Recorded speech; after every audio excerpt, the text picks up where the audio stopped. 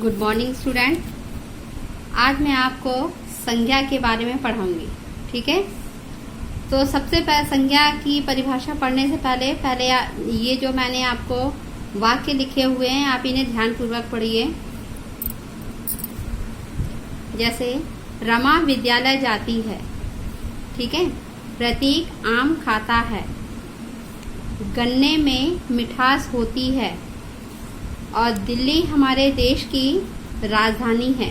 ठीक है, अब ये सारे आपने वाक्य जो पढ़े हैं इसमें ये देखिए रमा विद्यालय, ये क्या है? रमा विद्यालय, प्रतीक आम, गन्ने, मिठास, दिल्ली, देश और राजधानी। ठीक है, तो ये सभी क्या हैं? ये सभी संज्ञाएं हैं। किस प्रकार हैं वो ये देखिए कि रमा और प्रतीक क्या है? रमा और प्रतीक किसी व्यक्ति के नाम हैं। ठीक है, किसी व्यक्ति या प्राणी के नाम हैं। ठीक है, और विद्यालय, दिल्ली, देश, राजधानी, इसमें ये क्या है? ये किसी स्थान के नाम हैं। ठीक है, और आम और गन्ना, इसमें ये देखिए आम और गन्ना, जैसे प्रतीक आम खाता है तो इसमें आम, और गन्ने में मिठास होती है इसमें गन्ना, तो इसमें ये क्या है? आम और गन्ना क्या है? किसी वस्तु का नाम है। ठीक है, और मिठास क्या है? मिठास गन्ने का गुण है, या इसे हम भाव भी कह सकते हैं। तो ये क्या है? गुण या भाव का नाम है। ठीक है, मिठास। तो इसलिए अब ये हमें ये समझ में आ गया कि ये जो सारे हैं ये क्या है? ये संज्ञाएं हैं, संज्ञा है। तो संज्ञा क्या होती है? ये देखिए किसी प्राणी, वस्तु, स्थान या भाव के नाम को संज्ञा कहते हैं। ठीक है, तो आपको और अच्छे से समझ में आ जाएगा। जैसे ये देखिए संज्ञा के कुछ अन्य उदाहरण मैं आपको यहाँ पे लिख करके बताती हूँ। जैसे प्राणी, ये क्या है? संज्ञा किसे कहती हैं? किसी प्राणी। तो प्राणी में ये देखिए, प्राणी में आपका किसी का भी नाम आ सकता है, चाहे वो मनुष्य जाति का हो या फिर वो प्राणी हो, यानी कोई जानवर भी हो सकता है। जैसे शांति, लक्ष्मी, गणेश, वैभव, कृष्ण, मोर देखिए ये किसी जानवर का नाम है। ठीक है, तो ये प्राणी है।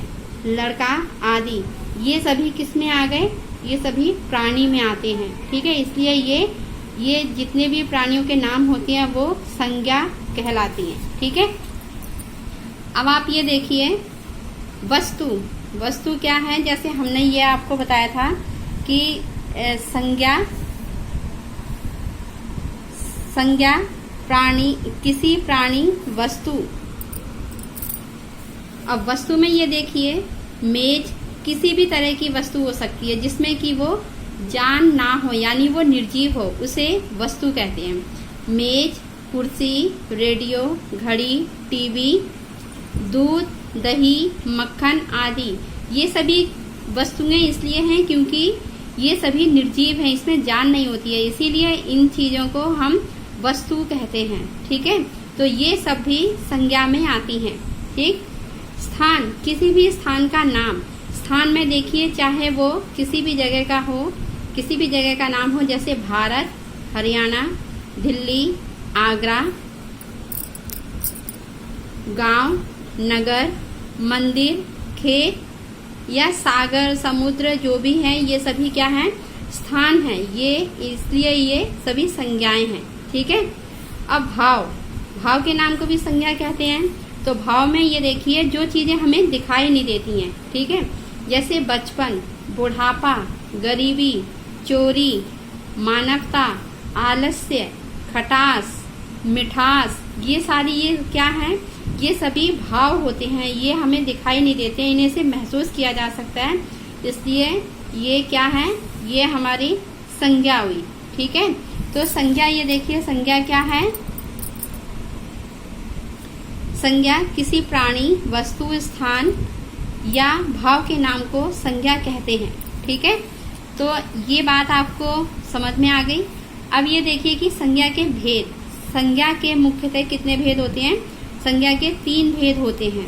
जैसे पहला है व्यक्तिवाचक संज्ञा, जातिवाचक संज्ञा और तीसरा है भाववाचक संज्ञा। ठीक है, तो पहले हम एक एक करके मतलब देख लेते हैं। जैसे पहला है व्यक्तिवाचक संज्ञा। तो व्यक्तिवाचक संज्ञा क्या होती है ये देखिए, जो संज्ञा शब्द किसी विशेष व्यक्ति, प्राणी, वस्तु, स्थान का बोध कराते हैं। ठीक है, जो शब्द किसी भी व्यक्ति, प्राणी, वस्तु, स्थान का बोध कराते हैं उसे, उन शब्दों को व्यक्तिवाचक संज्ञा कहते हैं। जैसे महात्मा गांधी, लक्ष्मीबाई, दिल्ली, भारत, रामचरितमानस, गोदान आदि। जैसे ये देखिए, ये महात्मा गांधी और लक्ष्मीबाई क्या है, ये किसी विशेष व्यक्तियों के नाम हैं। ठीक है, इसीलिए इन्हें व्यक्तिवाचक संज्ञा में रखा गया है।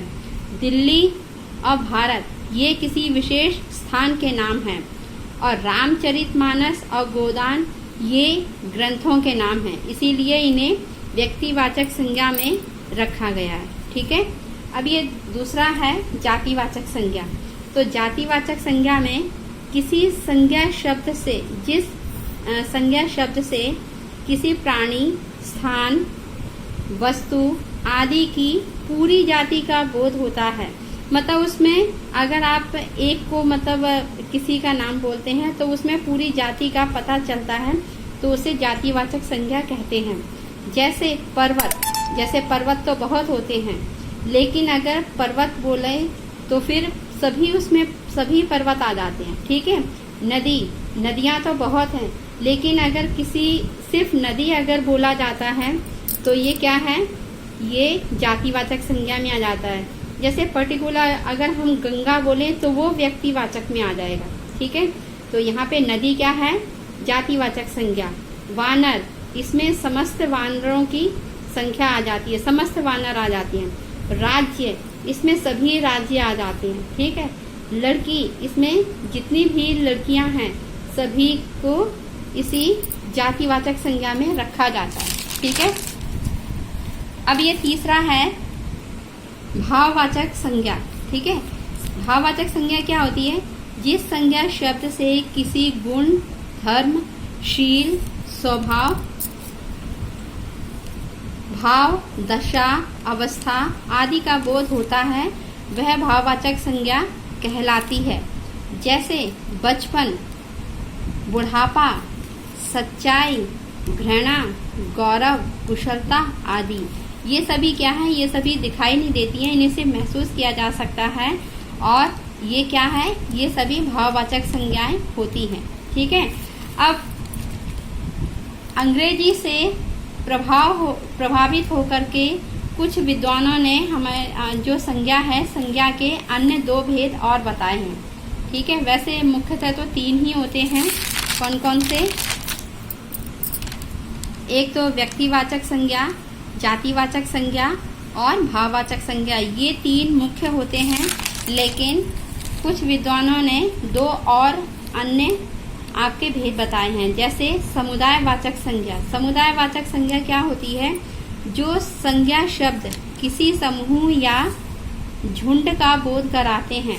ठीक है, समूह या किसी झुंड का बोध कराते हैं, उन्हें क्या कहते हैं, उन्हें समुदायवाचक संज्ञा कहते हैं। जैसे सेना, सेना कभी एक आदमी से नहीं बनती है। ठीक है, इसमें 3 या 4 से ज़्यादा ही अगर कोई समूह बनता है तभी उसे सेना का नाम दिया जाता है। सभा, कक्षा, कक्षा किसी एक बच्चे से नहीं बनती है। ठीक है, उसमें एक से ज़्यादा बच्चे होने चाहिए तभी वो कक्षा का निर्माण होता है। टोली, टोली में एक इंसान नहीं होता है, सभी का झुंड होता है। ढेर, जैसे कागज का ढेर, किताबों का ढेर आदि। ठीक है, तो इसीलिए ये जो समूह में जो भी चीज़ें होती हैं उन्हें समुदायवाचक संज्ञा में रखा जाता है। और एक पांचवा है द्रव्यवाचक संज्ञा। द्रव्यवाचक संज्ञा क्या होती है कि जिस संज्ञा शब्द से किसी द्रव्य, धातु या पदार्थ का बोध होता है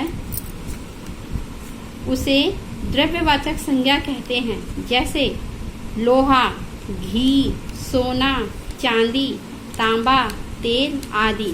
ये सभी क्या होती हैं, ये द्रव्यवाचक संज्ञा में आती हैं। तो इस तरह से कितने भेद हो गए टोटल, कुल मिला के हमारे 5 भेद हो गए। ठीक है, मुख्यतः 3 होते हैं और 2 इन्हें अलग से रखा जाता है, अलग से 2 और विद्वानों ने इनमें जोड़ा है संज्ञा के भेद। ठीक है, धन्यवाद।